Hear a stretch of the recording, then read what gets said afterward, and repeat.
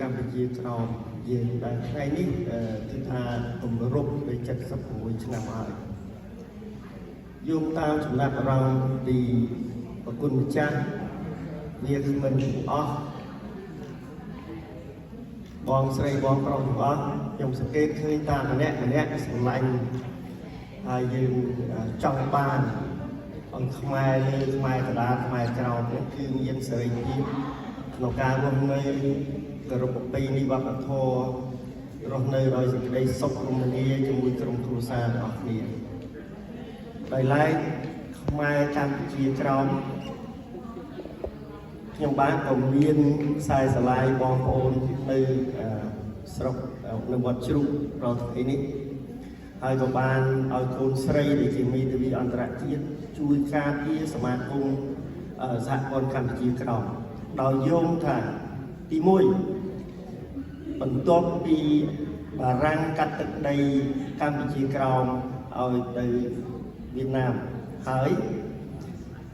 វៀតណាមមិនបានគោរពនៅប្រពៃណីវប្បធម៌ឬក៏ការទាមទាររបស់ម្ចាស់ស្រុកទេពីមួយថ្ងៃទៅមួយថ្ងៃរហូតដល់បច្ចុប្បន្ននេះគឺធ្វើទុកបុកម្នេញគេចង់បំបត្តិភាសាខ្មែរចង់បំបត្តិប្រពៃណីវប្បធម៌ការគោរពរបស់យើងក៏ប៉ុន្តែសូមកោតសរសើរនៅបងប្អូនខ្មែរនៅកម្ពុជាក្រោមគ្រប់បណ្ដាខេត្តក្រុងទាំងអស់នៅកម្ពុជាក្រោមគឺថាគាត់នៅមានស្មារតីរឹងមាំក្នុងការតស៊ូប្រឆាំងនឹងអ្វីដែលវៀតណាមព្យាយាមសង្កត់សង្កិនបំបត្តិនៅប្រពៃណីវប្បធម៌និងភូមិសាស្ត្ររបស់យើងក្នុងឱកាសនេះខ្ញុំប្រកាសណាសូមទូលជូន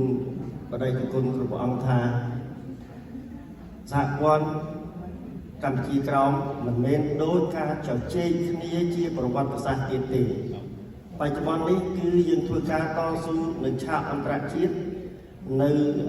ទីក្រុងហ្សឺណែវនៅញូវយ៉កហើយក៏យើងឃើញសប្តាហ៍ថ្ងៃនេះគឺមានការផុសផុលតវ៉ាជាមួយរដ្ឋាភិបាលវៀតណាមមូលហេតុដែលខ្ញុំនិយាយវៀតណាមថ្ងៃនេះគឺសូមបងប្អូនលើកក្នុងការប្រឆាំងកុំនិយាយវៀតណាមកុំនិយាយថាយួន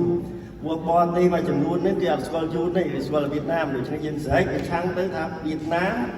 ជិះជាន់ខ្មែរក្រោមកម្ពុជាក្រោមអីចឹងទៅកាលណាយើងនិយាយយួនគឺណាគេស្រោចបានទេបរទេសផ្សេងគឺស្រោចបានតែយួននេះស្អីទៅដូច្នេះខ្ញុំសូមគណថាឲ្យបងប្អូននាដែលចូលរួមថ្ងៃនេះគឺដំណើរតគ្នាថាកុំឲ្យយើងអស់សង្ឃឹមក្នុងការតវ៉ាតស៊ូមតិដើម្បីដណ្ដើមសិទ្ធិសេរីភាពបងប្អូនខ្មែរក្រោមរបស់យើង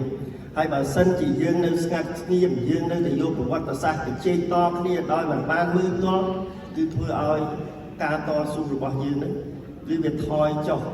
ដោយសារអីប្រវត្តិសាស្ត្រខ្លះសរសេរដោយភាគីដែលគ្រប់គ្រងខាងនោះភាគីគ្រប់គ្រងខាងនេះដូច្នេះវាអត់ទៅទេយើងឲ្យកូនចៅយើងបន្តការរៀនសូត្រតាមដានឲ្យក្មេងចំនួនក្រោយនេះគឺចាប់ដៃគ្នាព្រោះថាបន្តិចទៀតយើងចាស់យើងមិនអាចធ្វើកើតយើងនិយាយលេងកើតអីឲ្យក្មេងវាណែមានបន្តិចឲ្យរឹងមាំជាងយើងទី1បងប្អូនដែលមកពីកម្ពុជាក្រោមមួយចំនួនអត់ទាន់ប្រាប់កូនថាឧទាហរណ៍ថាខេត្តចៅដឹកនោះអតីតឈ្មោះខេត្តអីទេអញ្ចឹងសូមឲ្យបងប្អូនរំលឹកតែយួនបំបត្តិឈ្មោះខ្មែរឈ្មោះខេត្តខ្មែររំលឹកដល់កូនចៅយើងអស់នេះមកហើយបើអាចឆ្លៀតឱកាសពីបោះផែនទីដែលជាផែនទីរបស់ខ្មែរបង្ហាញទៅនេះឈ្មោះយួនដែលគេដាក់ថាអីយើងឧទាហរណ៍ថាចៅដុកនេះអានេះគេវត្តជ្រូកនៅក្រុមទៅនេះឲ្យយើងស្គាល់ផងបាទអ្នកខ្លះទៅជិះរៀបតាំងនយោបាយរៀបតាំងប្រវត្តិសាស្ត្រប៉ុន្តែការពិតមិនទាន់បាននិយាយសពថ្ងៃមានបដិគុណគ្រប់ព្រះអង្គជាច្រើនដែលភៀសខ្លួនមកនៅអឺរ៉ុបនេះអ្នកខ្លះធ្លាប់ជាប់គុកជាប់ច្បាប់យួនចាប់ដាក់គុកគួរតែថ្ងៃនេះតែជ័យគ្នាអំពីយួនធ្វើបាបបាទគួរតែថ្ងៃនេះបំផុសឲ្យបងប្អូនទាំងអស់គ្នាស្រឡាញ់ហើយនឹងអាណិតដែលបងប្អូននៅក្នុងស្រុកយើងនោះខំព្យាយាមតស៊ូដើម្បីអីការពារប្រពៃណីវប្បធម៌ការពារភាសានិងការពារពូជខ្មែរក្រោមរបស់យើង នេះជាចំណាប់អារម្មណ៍ដល់ខ្លីរបស់ខ្ញុំសូមអរគុណ